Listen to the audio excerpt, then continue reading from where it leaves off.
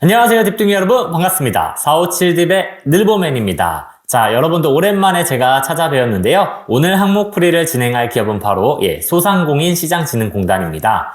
이름이 조금 길죠? 근데 이 이름이 긴 데는 이유가 있더라고요. 자, 이 기관 자체가 소상공인과 전통시장을 지원하는 기관이거든요. 그래서 여러분들 홈페이지 들어가셔서 조금만 찾아보셔도 이 기관은 바로 이해가 되실 거예요. 말 그대로 해서 소상공인과 전통시장을 지원하는 기관이기 때문에 이름이 소상공인 시장진흥공단입니다. 그래서 이름이 조금 길지만 자소서 쓰실 때 이 기관명 실수하지 않도록 주의하시라는 당부의 말씀을 드리도록 하겠습니다.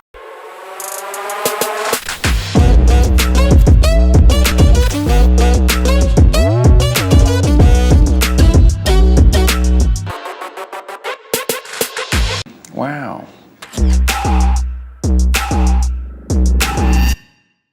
자, 그러면 오늘 저랑 풀어볼 문항이 뭐냐라고 하면 여러분들 제가 쭉 보면서 어떤 문항이 좀 어려울까 봤더니 역시나 1번 문항 1번 문항도 그냥 보면 쉬운데 조금은 유의할 점이 있더라고요. 그래서 1번 문항과 또 5번 문항은 제가 풀이는 아니지만 여러분들이 좀 어떤 관점으로 접근해보면 좋을지 좀 팁을 드리고 싶었어요. 여러분들이 좀 어느 정도 편견이나 아니면 꼭 이런 거 작성해야 되나 라는 식으로 어떤 관념에 사로잡힐 수 있는 문항이기 때문에 그거를 조금 제가 다른 방향으로 틀어드리고 싶어서 1번과 5번 문항에 대해서 조금 설명을 드려보도록 하겠습니다. 자, 자소서 문항 첫 번째 1번 문항입니다. 공단에 지원한 구체적 동기와 입사 후 공단의 미션과 비전 달성을 위해 기업께서 어떻게 기여할 수 있는지 기술해 주십시오 라고 합니다. 자, 여러분들 이 문항 제가 한번 출제자의 의도를 파악을 해보려고 했는데요. 사실 별거 없습니다. 까놓고 보면 두 가지를 묻고 있는데, 자, 첫 번째 공단에 지원한 구체적 동기 뭔가요? 바로 지원 동기 묻고 있는 거죠. 그래서 이 공단에 지원한 이유가 무엇이냐 하나 묻고 있고, 두 번째는 기업께서 어떻게 기여할 수 있을지 바로 입사 후 포부입니다. 그래서 말을 조금 돌려놓긴 했지만 지원 동기와 입사 후 포부를 작성해 주시길 바랍니다 라는 문항과 같다고 생각해 주시면 될 것 같아요. 근데 여기서 체크 포인트를 좀 하나 말씀드리겠습니다. 요거를 좀 주의를 하셔야 되는데 여기 단서가 하나 있습니다. 뭐냐? 바로 공단의 미션과 비전 달성을 위해라고 있습니다. 지금 뭐냐면 공단의 미션과 비전을 달성하기 위해 본인이 기여할 점입니다. 그래서 공단의 미션과 비전 한번 살펴볼까요? 뭘까요? 소상공인 시장진흥공단은 소상공인 육성, 그리고 전통시장 상정과 지원, 그 다음에 상권 활성화를 위해서 설립된 준정부 기관이라고 합니다. 지금 뭔가요? 여러분 미션, 비전 다 살펴보시면 소상공인과 전통시장의 지속가능한 성장, 그 다음에 소상공인과 전통시장의 도약, 튼튼한 파트너 이렇게 되어 있죠. 결국 이거 요약해보면 소상공인과 전통시장 성장과 지원하겠다 이겁니다. 그래서 여러분들 이 기관은 소상공인과 전통시장을 고민하고 이들의 성장을 지원하고 이들이 잘 되길 바라는 기관이기 때문에 이 내용이 지원 동기에서 담겨야겠구나 라는 걸 생각해 주시면 돼요. 자, 그러면 이 지원 동기에 주체적으로 어떤 내용들이 포함되어야 되냐라고 하면 그냥 소상공인 지원하기 위해 지원했다 아니면 전통시장 잘 되기 위해서 지원했다 이런 느낌이 아니라 어떤 내용들이 포함되어야 되냐면 소상공인과 전통시장에 대한 실태, 그리고 그에 따른 고민, 그리고 소상공인들이 지금 어떤 상황이고 전통시장들이 좀 어떤 문제에 겪어 있는지 이런 것들을 고민하고 자소서에 구체적으로 그 고민의 흔적을 드러내 주시는 것이 중요합니다. 제가 여기 화면에 보이시겠지만 지금 전통시장이나 아니면 소상공인들의 고민이 무엇일까, 지금 어떤 위기에 있을까라는 것도 한번 찾아봤는데 저는 대략 한 8가지 키워드로 좀 도출이 되더라고요. 소상공인들, 사실 자영업자들, 영세한 분들 요새 무슨 고민 많은가요? 아르바이트 할 사람 구하기 힘들어요. 식당에서 일할 사람 구하기 힘듭니다. 이런처럼 빼고요. 이런 신문 기사들이나 아니면 뉴스 인터뷰들 많이 보셨을 거예요. 그래서 소상공인들은 현재 구인이나 인력난의 문제에도 직면해 있기도 하고, 임대료나 아니면 배달 수수료 문제도 있고, 인건비가 상승해서 힘들다. 이런 것들도 여러분 아실 수 있죠. 그 다음에 물가 상승으로 인해서 이제 여러분들, 원자재 값이 많이 상승한 것도 예시를 들어볼 수 있습니다. 제가 얼마 전에 식당에 밥을 먹으러 갔는데, 정말 사실 밥값이 많이 올랐더라고요. 근데 그 식당 아주머니께서 뭐라고 하셨냐면 이렇게 밥값이 올라도 사실 남는 게 별로 없어요 라고 말씀하시더라고요. 그만큼 물가를 올리고 가격을 올려도 이미 원자재 자체, 떼오는 원자재 자체의 가격이 많이 올랐기 때문에 식당 입장에서는 가격은 올랐지만 사실 남는 게 없는 겁니다. 그러다 보니 소상공인들의 시름과 고민이 깊어질 수밖에 없는 거죠. 또 여러분들 자영업 포화 얼마나 심각합니까? 여러분들 주변에 보시면 카페가 얼마나 많나요? 네, 제가 촬영하는 이곳 근처에만 봐도 카페가 지금 4-5개가 넘어가고 있는데 뭐 카페, 식당, 뭐 여러분들 많이 이용하시는 프랜차이즈들을 포함해서 주변에 사실은 자영업이 너무 많습니다. 그렇기 때문에 이 포화된 경쟁으로 인해서 사실 살아남기나 아니면 잘 되기가 어려운 상황이기도 하죠. 그 다음에 또 디지털 전환에 대한 고민도 있을 것이고요. 그래서 뭐 키오스크라든지 여러 가지 도입은 하고 있지만 또 그런 것들이 비용 문제라든지 아니면 또 고령층 고객님들 이용하시기 불편하다는 그런 소상공인들의 문제도 있을 수 있고요. 특히 제일 큰 게 이제 고금리로 인한 이자 부담이겠죠. 그래서 이런 것도 정말 큰 문제로 다가올 수 있고 가장 또 큰 문제는 전통시장 자체가 쇠퇴하고 있다는 겁니다. 즉 뭐 손님이 와야 물건을 팔던가 아니면 뭐 전통시장이 잘 되던가 소상공인들이 잘 될 텐데 일단 전통시장 자체를 많이 안 가는 추세이다 보니까 그런 전통시장에 있는 소상공인들이 살아남기가 많이 힘든 상황이죠. 그리고 잘 되기도 좀 어려운 상황이고요. 그리고 온라인 플랫폼과의 경쟁도 하나의 예시로 들 수 있습니다. 그래서 옛날에는 오프라인에서 물건을 많이 구매를 했고 전통시장이라든지 아니면 상점을 많이 갔는데 여러분들 요새는 뭐 어떤가요? 여러분들 뭐 작은 거 하나도 사실 때 다 쿠팡이나 아니면은 뭐 네이버 같은 데서 구매하시지 않나요? 그런 것들을 여러분들 뭐 직접 발품을 팔아서 뭐 매장을 찾아간다거나 하는 경우가 얼마나 되시나요? 그냥 내가 알고 익숙한 제품이라면 거의 다 인터넷으로 많이 주문하실 거예요. 그러다 보니 이런 소상공인들은 또 어려움에 겪을 수밖에 없습니다. 그래서 제가 찾아본 것들은 한 8가지인데 이 8가지들을 여러분들이 한번 직접 근거나 그 상황들을 찾아보시고 그걸 자소서에 기재를 해주시면 좋겠어요. 그러면 여러분들만의 찾아본 내용으로 기재가 된 자소서가 되기 때문에 여러분들만의 자소서가 될 수 있거든요. 그래서 이런 내용에서 좀 차별화를 두시는 게 여러분들 좀 남다른 자소서를 쓰실 수 있는 방법이지 않을까 싶습니다. 자, 그러면 여기까지 이제 전통시장이라든지 소상공인들에 대한 고민들 그리고 그걸 해결해주기 위해 지원했다. 이렇게 해서 지원 동기를 아마 작성을 할 수 있을 거예요. 그러면 이제 여러분들 그 다음엔 그러면 이 기관에서 제가 기여할 바를 적어야 되는데 이걸 어떻게 적어야 될까요? 이런 고민들이 좀 많이 드실 거예요. 제가 요거를 조금 접근하실 수 있는 방법을 좀 캐주얼하게 알려드릴게요. 자, 첫 번째로는 직무적으로 접근해 볼 수 있습니다. 그래서 여러분들 직무기술서를 딱 열어보시면 사실은 직무 수행 내용이 3개밖에 없습니다. 그래서 경영기획, 사무행정, 프로젝트 관리. 제가 봐도 사실 많지는 않더라고요. 그래서 요거 요약해보면 뭔가요? 그 전통시장 활성화라든지 아니면 소상공인을 지원하기 위한 그런 사업들을 기획을 하는 업무거나 아니면 그런 사업을 기획할 때 하는 그 제반의 행정 업무들 해줄 수 있고요. 아니면 또 이런 하나의 사업이 운영될 때 프로젝트를 관리하는 역할도 할 수 있겠죠. 특히 뭐 소상공인 시장진흥공단에서 하는 것 중에 하나가 뭐 온누리 상품권 이런 것도 있는데 온누리 상품권 같은 경우는 그냥 딱 시작한다고 해서 딱 시작하고 가만히 놔두면 자동으로 굴러가는 사업들이 아니잖아요. 지속적으로 예산이라든지 실태라든지 이런 것들을 관리하고 문제점이 있다면 개선하고 또 그 과정에서 계속 과정 관리해주고 이런 것들이 필요하거든요. 그래서 여러분들 이런 사업들을 맡아서 운영하고 관리하는 역할도 해볼 수 있어요. 그래서 이런 직무 수행들의 내용을 보고 두 번째 밑에 보시면 아마 이제 필요한 역량도 나열이 되어 있거든요. 그래서 이러한 직무에 대해 어떤 역량으로 기여할지 이렇게 접근하는 방법도 한 가지가 있습니다. 그래서 필요지식, 필요기술, 필요태도 이런 것들 보시고 여러분들 해당되는 역량에 형광펜 한번 칠해 보시고 그거를 자소서에 녹여주실 수 있죠. 근데 직무적으로만 접근하면 자소서가 조금은 심심할 수가 있습니다. 그래서 저는 조금 더 팁을 드리면 두 번째로는 사업적으로 접근을 해보는 거예요. 구체적으로 내가 어떤 사업에 좀 기여를 해보고 싶은지를 언급해 주시면 그 기관에 대한 이해도라든지 아니면 정말 이 기관에서 일하고 싶다라는 그 적극성이나 그 참여도가 굉장히 뚜렷하게 보여요. 그리고 면접에서도 여러분들이 말하는 힘부터 달라질 거예요. 그래서 예를 들면 제가 이렇게 보니까 수많은 사업들이 있다고요. 근데 이제 보면 뭐냐면 이제 금융을 지원해주는 정책금융을 담당하는 사업들도 있고 아니면 뭐 소상공인들이나 아니면 전통시장의 활성화를 위해서 뭐 판로를 개척해준다든지 마케팅을 지원하는 사업을 운영한다든지 아니면 뭐 희망 리턴 패키지라고 해서 뭐 제도전을 좀 지원을 한다든지 아니면 아까 말씀드렸던 오늘 상품권 같은 거 있잖아요. 그래서 이런 사업들이 다 있는데 되게 폭넓은 사업이에요. 그냥 꼭 금융사업만 있는 것도 아니고 유통이라든지 아니면 관련된 디지털 사업도 있어요. 스마트 상점이나 뭐 상권정보 시스템처럼 소상공인의 그런 디지털이라든지 이런 것들을 지원하는 사업도 많거든요.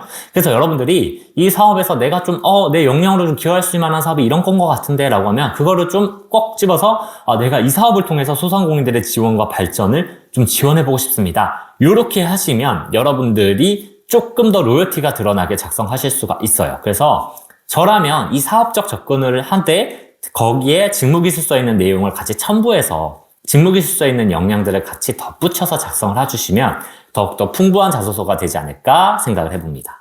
그래서 여기까지 이 지원동기 문항을 좀 어떻게 접근하고 작성해야 되는지 설명을 좀 드렸는데요. 자, 그러면 이제 작성 방법을 봅시다. 작성 방법을 설명드리면서 제가 예시까지 같이 보여드릴게요.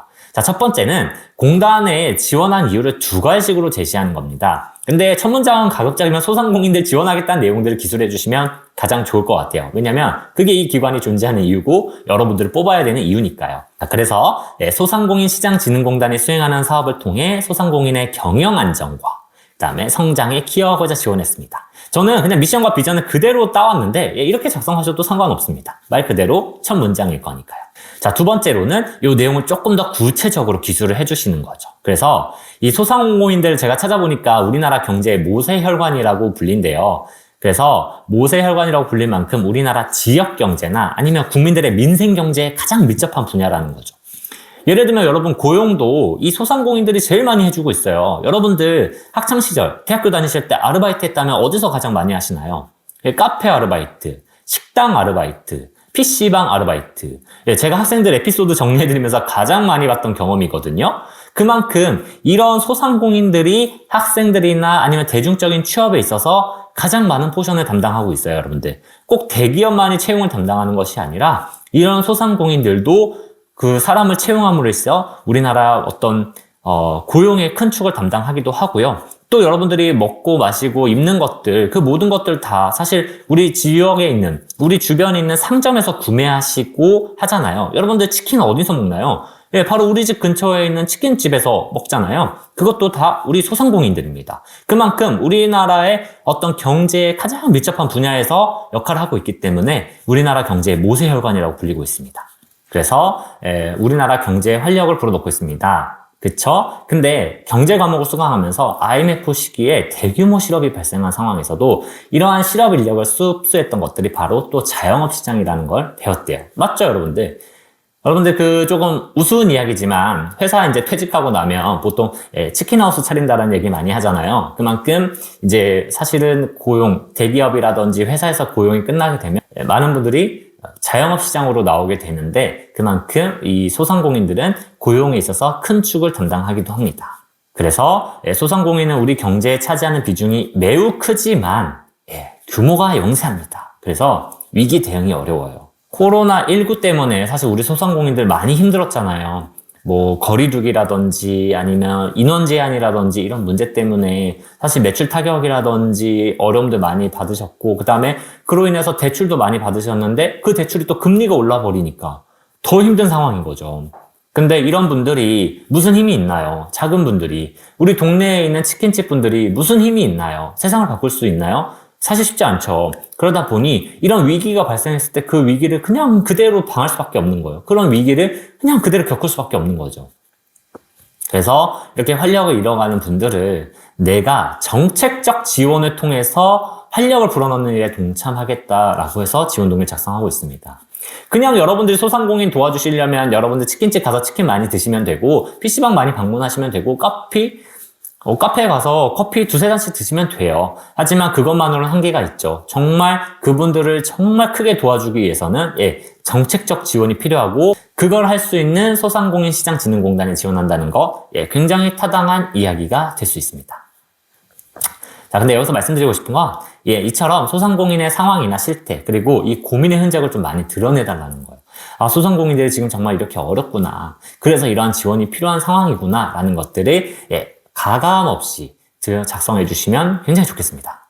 그 다음에는 이제 여기까지 지원 동기를 좀 작성을 했다면 이제는 여러분들 입사업 포부를 작성하셔야 되는데 전 여기서 사업적 접근으로 가볼게요. 제가 아까 말씀드렸다시피 이게 굉장히 로열티가 드러나고 여러분들이 면접에서도 굉장히 하실 말이 많을 거고요. 그 다음에 기관에 대한 이해도까지 보여줄 수 있다는 점에서 저는 사업적으로 접근하시길 추천드리고 거기에 직무와 관련된 역량들 같이 덧붙여 주시길 바랍니다.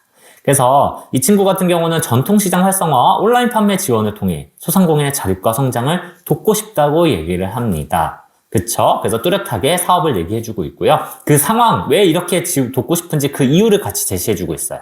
그래서 디지털 전환을 통해 경쟁력을 높이고 있고 자생력을 갖추기 위해 변화를 시도하고 있는데 이러한 경우에서는 어떻게 해야 되나요? 실효성 있는 정책으로 기획을 해야 하겠죠. 그래서 이렇게 사업적인 접근으로 여러분들 입사업 포부를 작성하실 수 있다는 점, 그게 더 좋고 그게 더 기관에 대한 로열티가 드러나면 여러분들이 면접장 가셔서도 아주 당당하게 말하실 수 있는 내용이 될 거예요. 여기까지 보면 이 친구가 이 공단에 오고 싶어 하는구나, 그리고 어떤 노력을 할지 잘 보이는데 근데 이걸 할 수 있는 능력이 있을까? 사실 이거는 머릿속에 잘 안 그려질 수 있어요. 그래서 마지막으로 이를 실현할 수 있는 본인의 역량도 간단하게 기술을 해주시는 거죠. 그래서 여기서는 뭐 어떤 경험을 통해 어떤 역량을 쌓았고 이걸 구구절절 기술하시기보다는 여기 예시처럼 학생의 활동을 통해서도 나는 학생들의 목소리에 귀 기울였고 학생들을 위한 정책을 수립하며 학생들의 만족도를 높였습니다. 이 경험 하나만으로도 사실 소상공인진흥공단에서도 경쟁력이나 자생력을 위해 노력할 수 있겠죠. 그래서 사업기획을 통해 소상공인의 자립과 성장을 돕겠다라고 이렇게 얘기를 해주고 있습니다. 그래서 이렇게까지 작성을 해주시면 700자에 아주 많은 내용들을 알차게 담아 보실 수 있으실 거예요. 여기까지 1번 문항을 좀 살펴봤는데 여기서 좀 끝내기 아쉬워서 제가 5번 문항을 좀 더 가져왔습니다. 왜냐하면 이 5번 문항이 사실은 그냥 보면 디지털 역량 묻고 있구나 하면서 쉽게 생각하실 수도 있는데 또 어렵게 생각하는 분들이 있어요. 왜 그러냐? 이 디지털 역량을 꼭 앱 개발이라든지 아니면 뭐 데이터 분석이라든지 아니면 뭐 디지털 서비스를 진짜 기획을 해봤다든지 이런 경험이 있어야만 작성할 수 있다고 생각하시는 분들이 아직도 꽤 있습니다.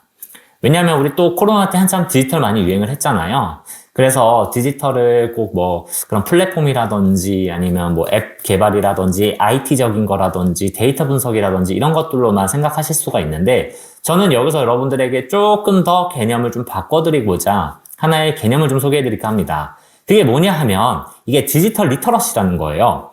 디지털 리터러시가 뭐냐 하면 이게 이제 디지털 문해력을 말하는데 꼭 그 디지털을 구현하는 것만 디지털이 아니라 이 디지털을 잘 쓰고 잘 활용하는 것까지 개념을 확장하는 거죠. 그래서 뭐 사전적 정의로 보면 정보를 찾고 평가하고 조합하는 개인의 능력이다 이렇게 얘기를 하고 있는데 요거를 좀 다른 말로 풀어나면 꼭 디지털을 만들고 구현하는 것을 넘어서 이미 만들어진 디지털을 잘 활용하고 판단하고 적용하고 그거를 문제를 해결하는데 활용할 수 있는 그런 폭넓은 개념을 얘기하고 있습니다. 그래서 여러분 예를 들어서 여러분들 뭐 근처에 카페 같은 데 가시면 카페가 크게 디지털을 할 일이 있나요? 사실은 별로 없습니다. 근데 그 카페에 보시면 요새 키오스크 같은 거 많이 도입되어 있죠. 그거는 디지털을 구현했다라기보다는 사실은 이미 디지털로 만들어낸 그런 키오스크라는 시스템을 잘 활용하고 그걸 통해서 뭐 인력난이라든지 아니면 뭐 웨이팅이 긴 문제라든지 이런 것들을 해결하는 데 활용을 한 거죠. 그래서 디지털을 꼭 여러분들이 앱 개발해야 된다, 뭐 데이터 분석해야 된다 요 개념으로 한번 접근하지 마시고 여러분들이 디지털을 잘 활용하기 위해서 누군가를 도와드렸던 경험도 좋고요. 아니면 그 디지털이라는 서비스들을 여러분들이 잘 활용해서 뭔가 문제를 해결했거나 아니면 상황을 바꿔거나 개선했던 그런 경험들도 충분히 작성하실 수가 있습니다. 그래서 자신감 있게 작성하시면 좋겠고요. 추가적인 내용이 궁금하시다면 저희 457D 홈페이지 방문하시면 제가 자소서 문항팔이 자세하게 남겨놓았거든요. 여러분들 읽어보시고 작성하시면 좋겠고 이런 예시 보면서 꼭 이런 개념이 아니어도 이런 것도 디지털로 작성해 볼 수 있구나 라는 식으로 감을 잡아보시길 바라겠습니다. 여러분들 제 항목풀이가 도움이 되어서 여러분들 서류평가 그리고 최종 합격까지 좋은 결과 있으셨으면 좋겠습니다. 다음 문항풀이에서 만나 뵙도록 해요. 안녕.